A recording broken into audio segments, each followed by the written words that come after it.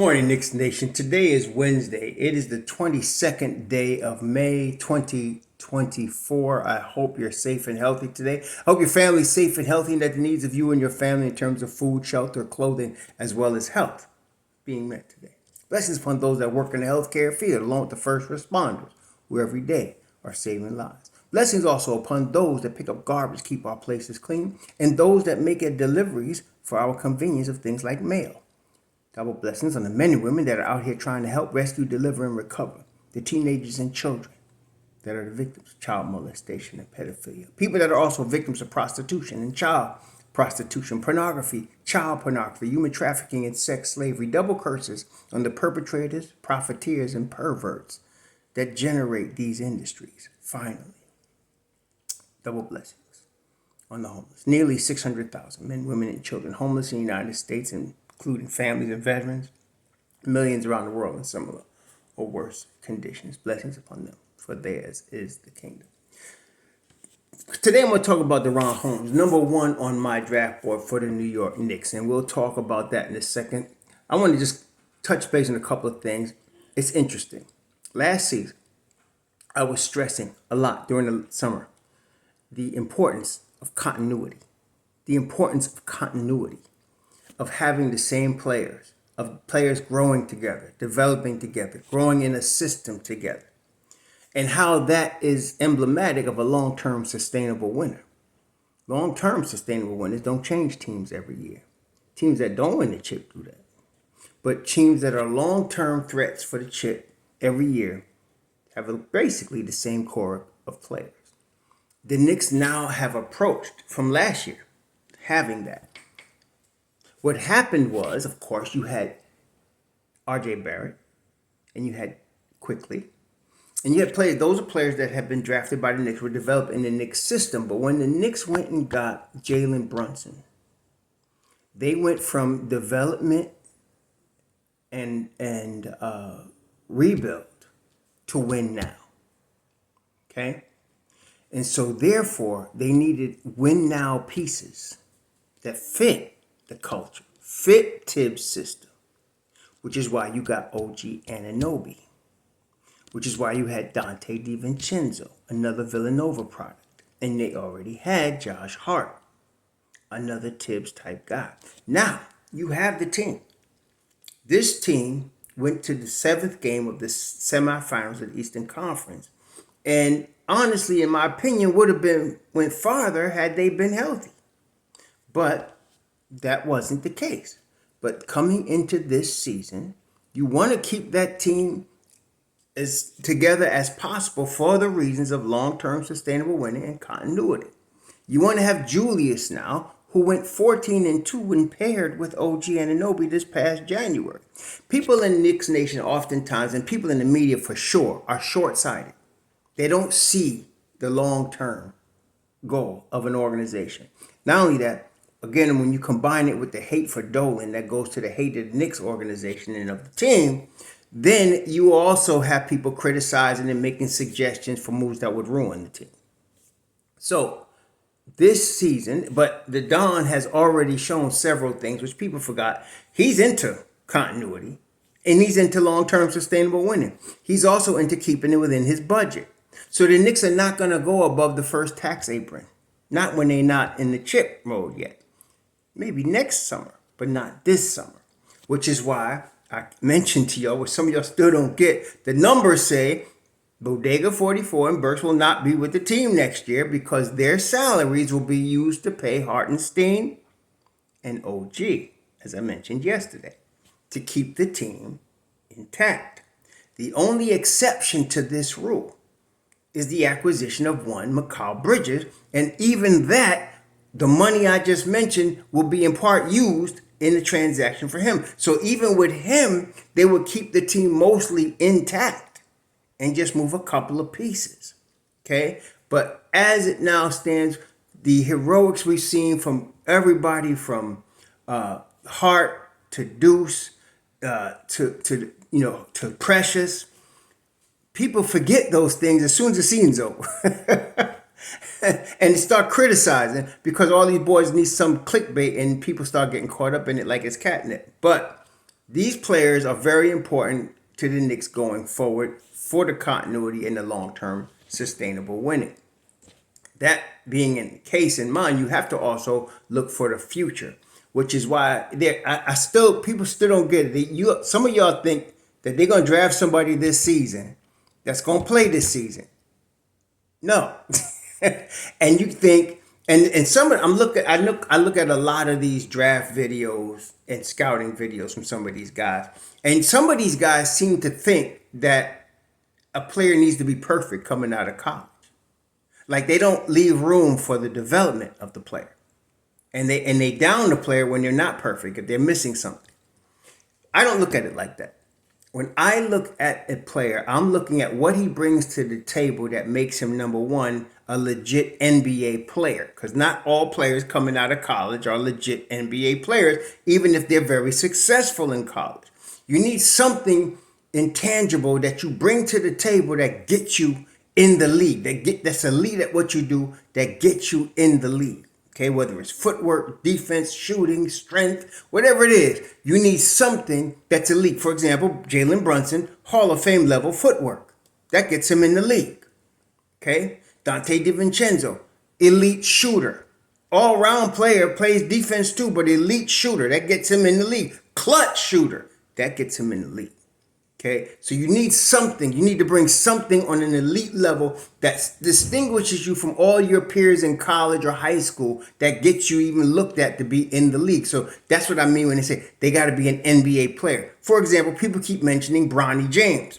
Bronny James is going to get a look because he's the child, he's the son, he's the seed of LeBron James, who obviously is a generational talent. So because of that, he's going to get a look. Not anything necessarily that he has, but it's because of who his daddy is. He's going to get a look. Okay? But most of the time, aside from that, you got to bring something that's going to cause you to get a look, that's going to cause you to be distinguished from your peers. That makes you available to possibly be an NBA player. Then you have to say, okay, can this player develop from here into something more? Okay, and that's what, for example, Jalen Brunson, coming out of Villanova, he was already a winner every place he played, high school and at that time college. He already had footwork, but the question is, how could he develop to be successful at the NBA level without just being a bench piece or even, ended a bench piece? Obviously, he developed his game so now he has unstoppable moves that cannot be guarded, okay? That you need two players in zone defense to guard. He developed that. He didn't come in the league with that. He developed it, okay? So now you got to ask the question, and whatever player you're looking at, what do they have that brings them into the league? And can they be developed? And this is perfect for the New York Knicks because at this moment, right now, 2024, they don't need anybody. They got 9 guys that could play, okay? And they're all, going to likely come back very healthy and ready to go come training camp. So they don't need nobody. But Julius is going to be 30. So you got to figure a guy that plays physical like him, that's relying on athleticism and strength, eventually he's going to slow down. The injury he did get the year before this one and this one is an indication that maybe he's going to start, and that happens to a lot of guys. Even LeBron James, people start getting hurt more as you get older. Okay? The body's not built to go at the level these pro athletes go at for forever. It's going to break down eventually. So I'm not saying Jules going to break down next year. I think he's going to go off next year. But you got to plan for 2 years from now when he's 32 years old.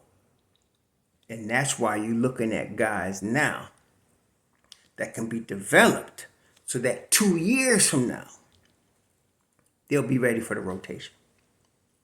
Okay? They can go into the G League. They can go to the New York Knicks training staff. They can learn watching film. They can work really hard for 2 seasons and be ready. Deuce McBride is an example of that.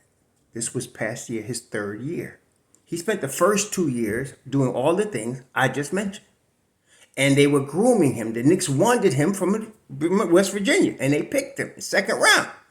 And now this past season, all his work, all his grooming, all his development showed out. And it will show out even more next year in his fourth season. So that's what you're looking for in the draft. People are already all the time trying to look for the next superstar. What you want to look for is a guy that's a solid NBA player or can be and fit in your culture and in your system. Speaking on that, DeRon Holmes is at the top of my draft board for the Knicks. He's late 20s, mid 20s in the draft where the Knicks are going to be drafted so that they don't have to move up to get him. Okay? His stock is a little down, and I feel like it's down unfairly when you look at his overall body of work. What does he bring to the table? Well, he's got 7-foot wingspan. He's 6'10". Okay? He got great footwork for a guy that's 235 pounds. He's going to be 22 years old in August. And so he has the structure, the template of an NBA player. Okay? So he's got the ability to play with elite players in the NBA. But he needs to get stronger. But see, this is one of my pet peeves. When people talk about a guy needing to get stronger, they're acting like he needs to come into the league strong. It doesn't work like that. When you're 22 years old, if you remember when you were 22 years old, some of you ain't 22 years old, but some of you that's my age, you naturally gain weight. You naturally fill in when you get your man's body. Okay? You don't have to rush that. And especially if we're talking about 2 years from now, he will fill in, he will get stronger. And that is the development part that we're talking about. So he does have the basis, the footwork, the length, and I don't think the speed of the game is going to be an adjustment for every player coming in the league, but I don't think it's going to be a major adjustment for him. But he needs to learn that as well, get used to the speed of the NBA game. He's got nice hands. He can guard in space. One guy said he can't guard in space. That is some BS. This guy can guard in space. He uses his length very well. He moves his feet very well. And so, yes, I think he can guard in space. He's a guy that can play a 4 or a 5. But I think he's a natural 4. He's got a really nice touch offensively. He can shoot the ball at the 3-point line. I think he shot 39% in college at the 3. I think over time, 2 years from now, DeRon Holmes will be 36, 38% from 3 in the league as well. So you're talking about a guy that can fit in a Thibs defensive system, that can play defense. I feel like watching him, he's willing to work hard to get better. That's another thing that's part of the Knicks culture that you want to see. I have not looked at an individual interview with him, so I'd like to see that, to see what his character's like in terms of, what's real. Will he work hard? Will he be patient? Will he bide his time until he gets his opportunity? And will he stay ready? In the meantime, these are very important. All of that goes to character. Okay, and again, I use Deuce McBride as the example of that. Never complain, always working hard. Was part of the early group, still is. Come to the gym early, stay late. Was waiting for his opportunity and was ready when his number was called. That's what we need from the next draft pick. I'm hoping DeRon Holmes brings that. I'm 60% sure he will, but I'll be more comfortable when I listen to him talk. But so he's got the footwork. He's got a nice touch offensively. He definitely works hard and will be a really good defensive player at the next level, in my opinion, especially playing for Tom Thibodeau's Knicks. He's going to be drafted in the 20s. So I'm not sure myself if the Knicks will actually take a guy in the first round. Okay, even though they have 2 first-round picks, they may trade at least one of those picks. In fact, I'm pretty sure they will for another future first-round pick. They'll probably use the Dallas pick because they don't want to keep that going. It goes into a second rounder eventually. And so they'll take advantage of the Kristaps Porzingis trade and probably use that pick. So the pick that's there, they might trade and get something in the future. I don't think they're definitely not picking 2 players in the first round. So they'll pick at least one maybe. And if they do, this guy's at the top of my draft board for the Knicks.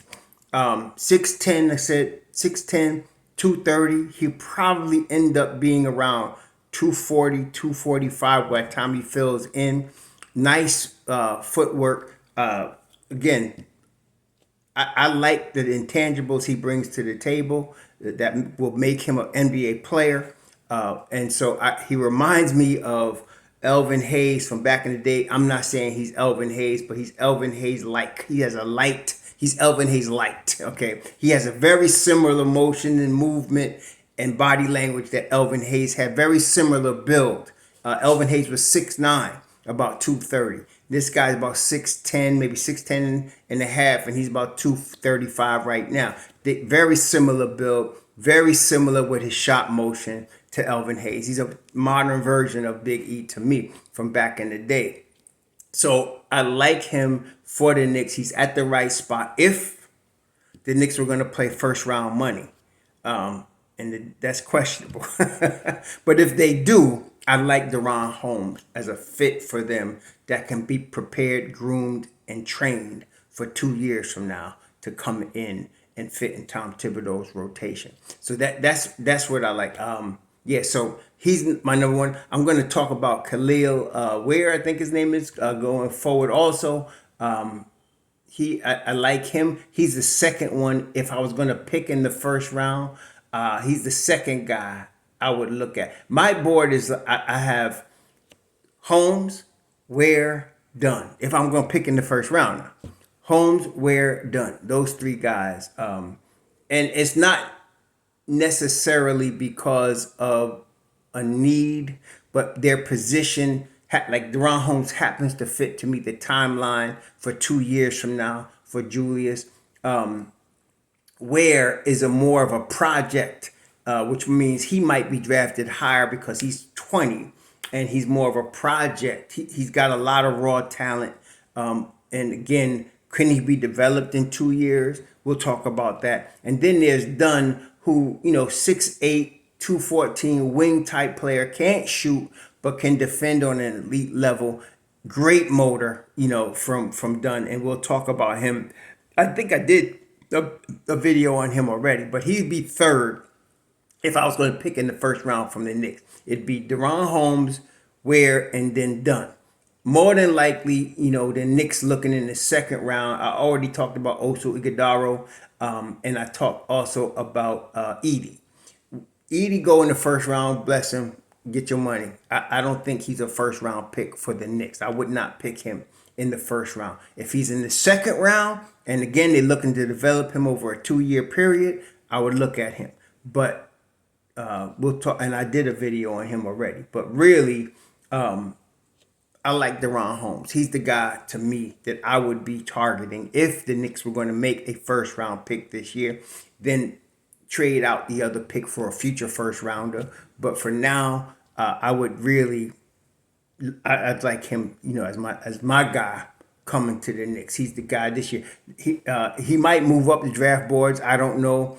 That happened when I liked Trey Murphy III that year, and he was around the same area when I first started looking at him in terms of the projection. Then all of a sudden he started moving up as we got closer to the draft. So I don't know if that will happen. Maybe DeRon Holmes, maybe that happens to him. I don't know, but we'll see. But to me, for the Knicks, at the pick, they're going to be picking that late 20s. I like DeRon Holmes at the top of my board. Again, for 2 years from now, I feel like he'll be in a good position to step in as Jewel is starting to decline.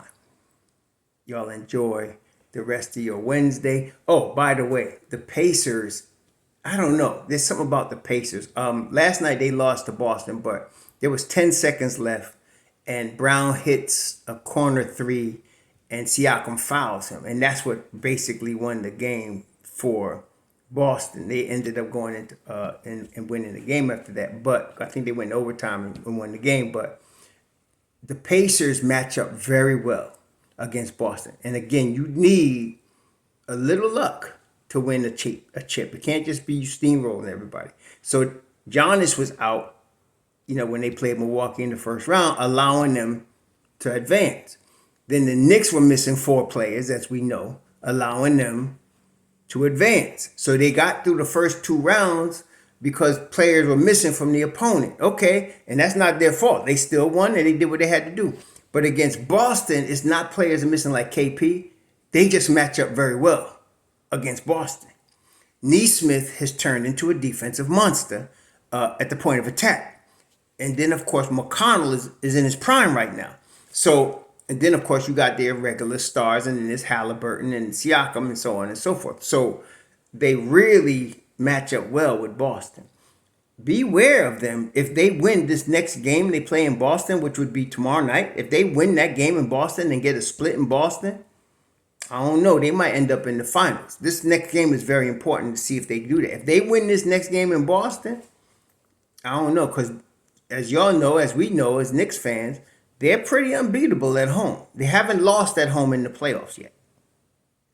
They're pretty tough at home. And it seems like I'm watching Tony Brothers. And Tony Brothers seems to like Indiana. Whereas he hates the Knicks, he seems to favor the Pacers. So I don't know. This is it's very, I love watching NBA basketball at this time of year, even if the Knicks are not in it, because it's the highest level of basketball that's being played on earth. Played between the defenses, between the strategies, between the talent. It's the highest level of basketball. And so Eastern Conference Finals, Pacers, and plus, Obi is still fan. I know some of y'all said, well, Kristaps should be a Knick. Yeah, I hear you. He's wearing the wrong colors. Obi is fan. And so, yeah, I'm with the Pacers on this one. Forget all that. The Knicks are out of it. We got to wait till next year. We're on vacation. Let's heal up and come back next year. Right now, the Pacers are in it. I'm pulling for them to and Obi and them to get this thing and send the Celtics on vacation. Anyway, y'all enjoy your Wednesday. Enjoy basketball that's left in the NBA. The 4 teams that are left. And we'll be back. We'll be talking some more draft soon. Shalom.